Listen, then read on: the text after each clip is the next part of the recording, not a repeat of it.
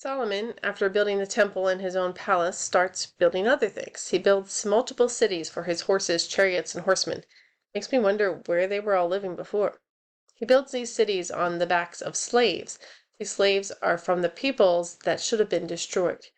God never told them to take these people and make them slaves. That was their sin in not following God's instructions. God told them to utterly destroy them, or they would be a snare. They are destroyed, and they become a snare. God also warns against taking a foreign wife, because she will become a snare. Solomon does, and God's word, of course, proves true.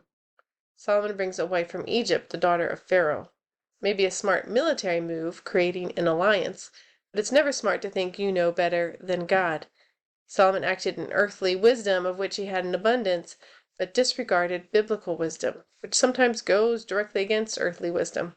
Love your enemy. Give, and it'll come back to you. Don't take with you a money belt. Don't multiply for yourself horses and chariots, which were the strongest defense at the time, the strongest part of your army, and so on. Solomon tries to justify his actions and make it right in his own eyes. He knows his wife isn't holy before the Lord, so he has this idea that it would make it better if he didn't keep her in David's palace. He makes a godly sounding statement about the places being holy where the ark has been. He pulls a Saul here and tries to act godly when in sin.